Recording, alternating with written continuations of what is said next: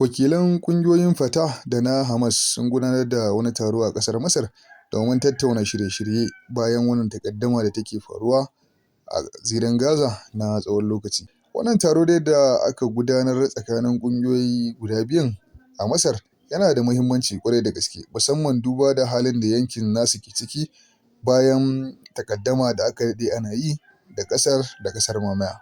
Wannan ganawa dai tana iya zama wani matakin farko na neman haɗin kai tsakanin 'yan Falastinu domin su gina sabon tsarin ƙasarsu da kuma yadda mulkin ƙasarsu zai gudana bayan farmaki da takaddama da ke faruwa tsakanin ɓangarori guda biyun ya zamana cewa an samu daidaito. Masar tana taka muhimmiyar rawa akan irin waɗannan lamari, kasancewarta ƙasa mai tasiri wajen shiga tsakanin ɓangarori biyun da ke takaddama da juna.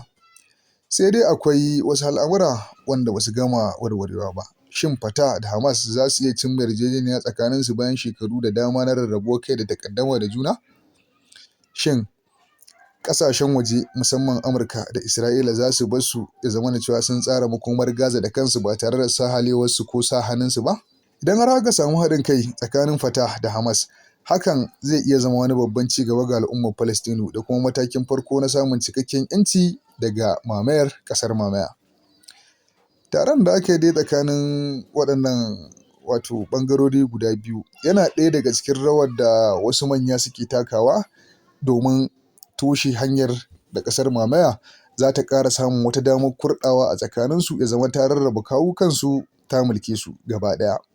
Wannan al'amari na haɗin kai akwai yiwuwar zai zama wani babban al'amari na tarihi wanda ba a taɓa tunaninsa ba kuma ba a taɓa ganin irinsa ba a wannan karo. Shin wahala ce ta sa su yin hakan ko kuma a shawarwari ne daga wasu ƙasashe wanda ake ganin suna goya wa Falastinin baya suka ba su wannan shawara akan su yi hakan? A ɓangaren gina Gaza kuma akwai ƙasashe guda biyu da suka nuna sha'awarsu akan a ba su jagoranci domin farfaɗo da Gaza. Misali akwai ƙasar Masar, Qatar da wasu wanda ba a bayyana ba. Suna buƙatar a ba su jagoranci wajen farfaɗo da Gaza bayan wannan takaddama.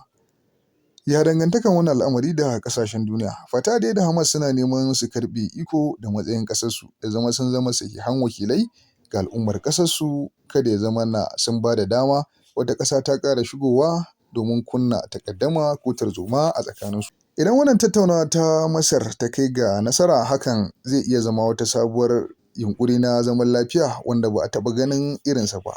In har aka cimma matsaya, to wannan gagarumin nasara ce ga mutanen Falastinu baki ɗaya, wanda hakan zai iya ƙara jefa yankin cikin ruɗani idan kuma aka samu akasin haka na wajen rashin ƙin amincewa da kuma yadda da juna.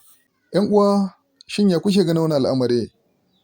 Wahala ce ta sa ya zamana cewa a wannan karo za su haɗa kansu, ko ko shawarwari ne daga wasu ƙasashe wanda suke goyon bayan Falastinin akan suka ba su umarni ko shawara akan su yi hakan shine kaɗai mafitar da za ta dakatar da su ya zamana cewa an daina raba kawunansu domin a mulke su? Ku faɗa mana ra'ayinku a comment section, kada ku manta ku mana sharing, like da comment. Wannan rahoto yana zuwa daga Hausa Global News. Allah ya bamu alheri.